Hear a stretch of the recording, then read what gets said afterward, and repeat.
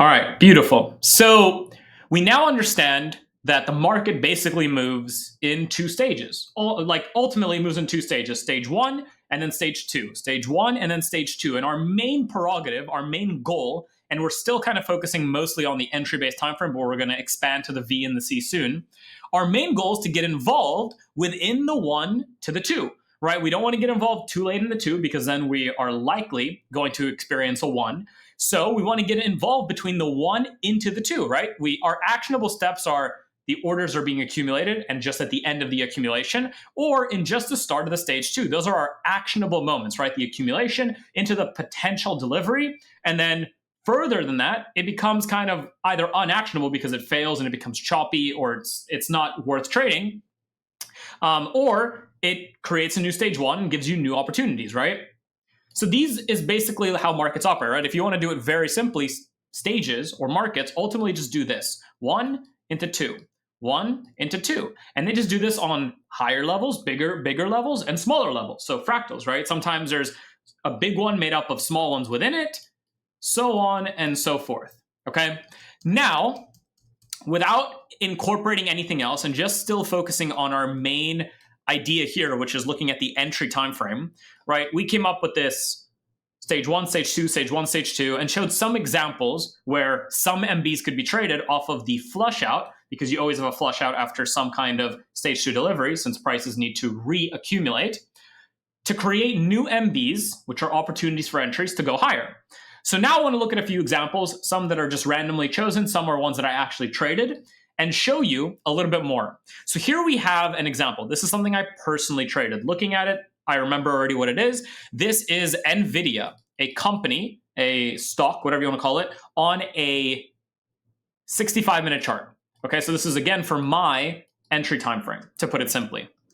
Now again, we can do the same thing. As you look at this, and I ask you, where do you think I entered? You should know, not exactly where I entered because that would be almost impossible, but you should have an idea about where my entries would be given what you know so far, which is that, one, I want to see some kind of initial accumulation, right? So some kind of initial either anticipation of a higher low, so we know that there is accumulation happening, price delivering in some way, where it's moved higher, it's probably went higher, then stopped, maybe after a flush out. So let's make that maybe red, because we have a flush of the orders that had come in. That flush out led to some kind of hopeful accumulation or new reaccumulation to make a new move higher. So you know that my entry is very likely going to be in one of the stage ones that happen after a stage two higher, rather than at some random high.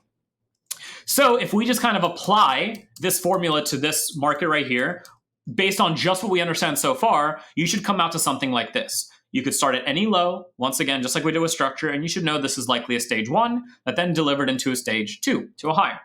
Then a stage one occurred, and what I normally do is I just draw the stage one from kind of midway of the stage two box, or even on more left. It doesn't really matter. Again, there's no perfection way to draw it. If you go in and try to go like this, that's the worst way you can approach it, right? Because again, now you're forcing a pattern onto the market rather than allowing the market to show itself in the form of stage one, two, stage one, two, stage one, two, accumulation flush, accumulation flush, accumulation flush, failure.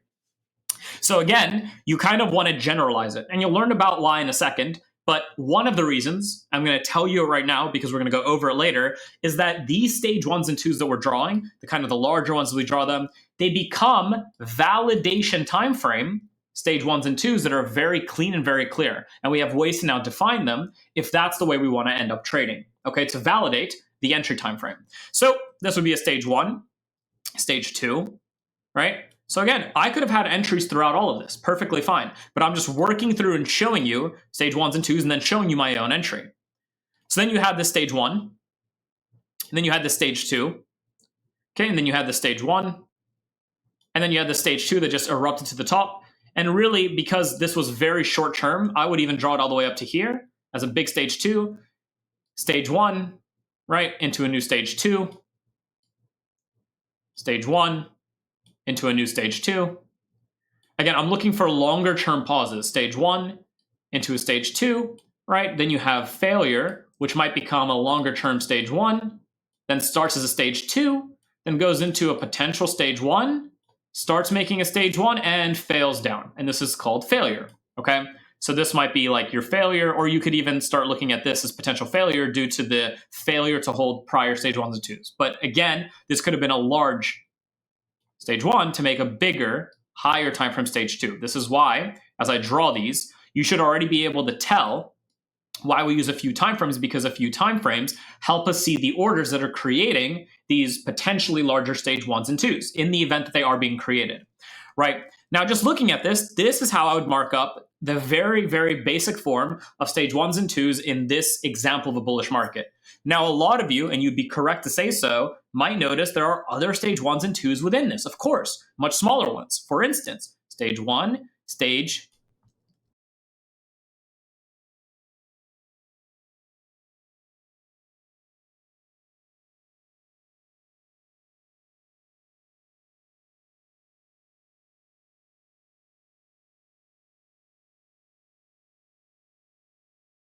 two. Stage one, stage two. Stage one, stage two, which you might notice goes hand in hand, stage one, stage two, with the structural rules that you learned a little bit earlier, right? Where structurally we can have a few fractals within fractals. They can exist within fractals, and a failure of one fractal may lead to the creation of a higher time frame or a black structure, right? Or a bigger and cleaner stage delivery. But this is how I would generally draw it if I was to just kind of draw the stage one and two delivery of this market. And funny enough, my entry actually was an example of an entry I provided you guys earlier. Let me go up here and into the action that we saw somewhere here. Okay, I did not show this example yet, it looks like. I just told you guys that I traded this thing. This is my entry right here. I remember this. This is the entry I traded, right? These MBs are the actual MBs I personally traded to take them higher. And if you notice, stage one, stage two, stage one, stage two, that's the stage one I traded. And if I go ahead and go back to where we were, here is that same moment right here. This is the MB. This is an MB you could have bought. I did not buy it. Here's another MB inside of here you could have bought, or like these ones inside of here. I just bought the top of this one, right? This was the main MB I personally bought and got involved in, bought, and then got to hold this higher because I survived future and ongoing stages, because we know the stages delivery and the way they deliver are not perfect. So in the event that you sometimes get involved, you may not survive the next condensed version of a stage, which might just be created by volatile and loose action, which all it means is that some kind of money, some big money interest, got involved in much more sporadic ways, and that can happen. That doesn't mean anything like wild. Of course, if it's very sporadic 24/7, it's not a market you want to trade, but that's what's happening there. And this is a market I personally traded right out of this area right here. The stage one happened, a stage two begun to emerge. A new stage one occurred, flush out, stage one occurred, new move went up. A flush out occurred, and from the flush out, as we've learned, come accumulations or reaccumulations, usually supported by MBs that begin to be created. And then those are opportunities to enter, because MBs are the starting point of a stage two delivery higher. So you get an inside MB here that was tradable within a larger unvalidated one, of course, but this becomes a validated one, which is tradable. Then you get a second one.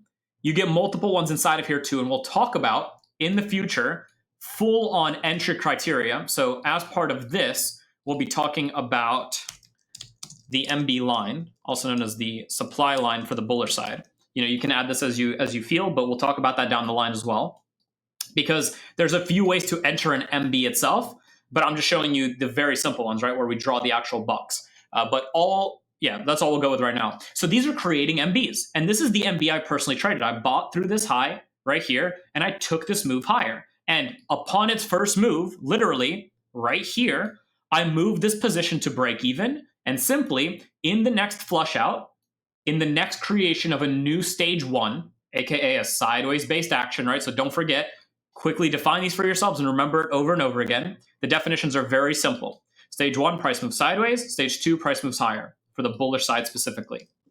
Okay, let's go back down over here. So in that, after the delivery of the stage 2, we had a flush out, right? Because this is what you call now a mild extension. A mild extension comes from a stage 2. The mild extension has new supply come in. That supply creates a flush out. Sometimes it's a very minor one. Sometimes the flush out might not be one that's clear to you. A flush out can be defined, as I say always over and over and over again, by a few variables that might make sense to you. And we'll talk about those variables in the future. A flush out for one person may not be a flush out worth looking at or trading for another. Some might not be big enough or effective enough or large enough, whatever you want to call it, right? Large enough. This could be a small flush that you don't want to trade. But someone else sees this as a flush worth trading and might take a trade as simple as buying here and then selling here and having a much quicker base system. That's perfectly fine, because after a potential stage 2 or within a stage 2, you get a flush out to create a new stage 1 to continue accumulating, to continue the move into new stage 2s, because the market simply operates in 1, 2, 1, 2, 1, maybe a long one, 2. And again, we can't predict necessarily how long they're going to be. What we can do is get used to what price tends to do and then put a lot of those tools together to decide if it's worth taking on risk. So this was actually the trade I took personally, MB1.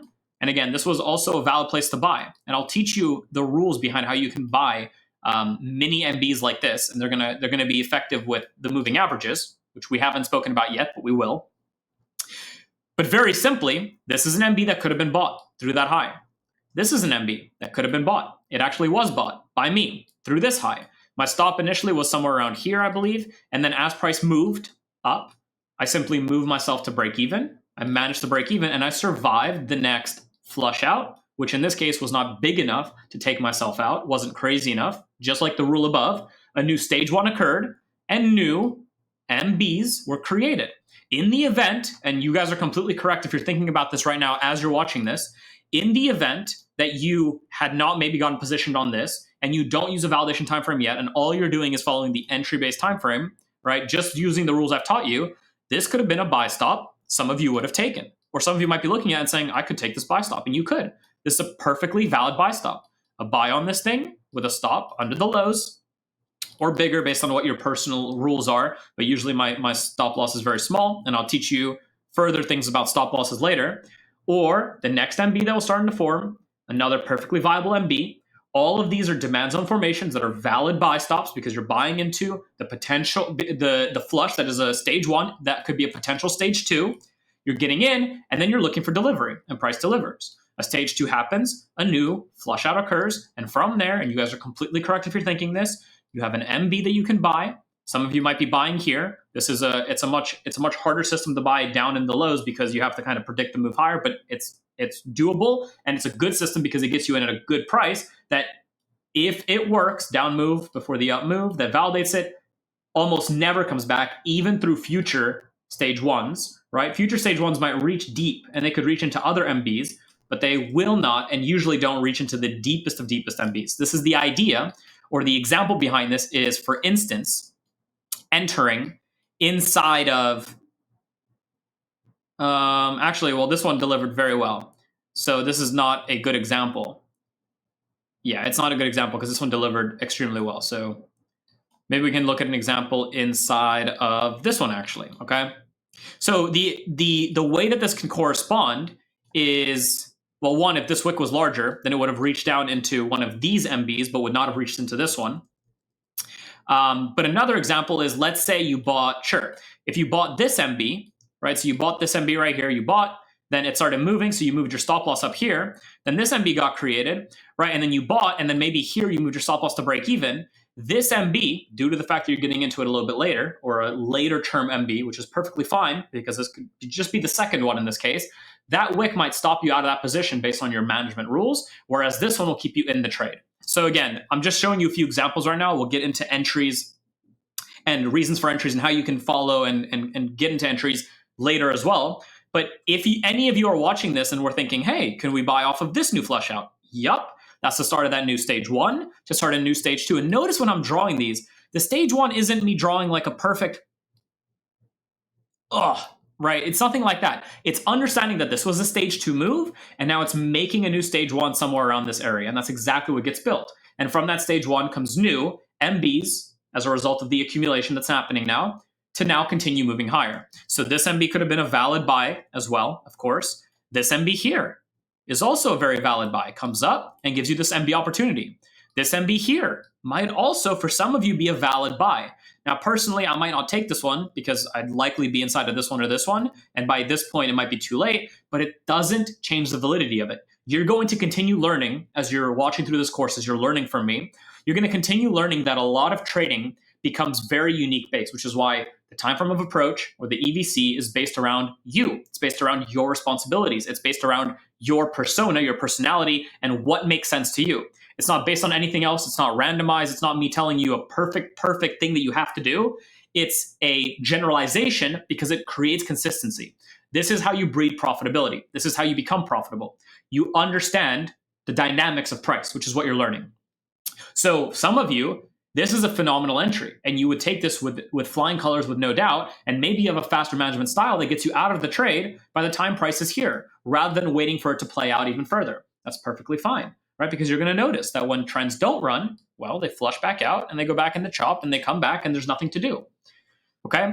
So yes, these are all potentially valid based buy stops or MBs in a new stage one with the flush out to go into the stage two. Then again, you move higher, stage one, you flush out. Once again, MB-based creations, MBs, MBs, MBs. Now this one, probably a little bit too late for me. It's on the line, but for some of you, this might be an MB worth buying. And some of you might take that, and maybe you are someone that trades a lot quicker. So you buy, let's say price did hit it. You buy, maybe your stop loss is a little bit quicker in terms of being smaller, and then your entire profit happens within a candle or two candles, and you get out of that at whatever high it comes to.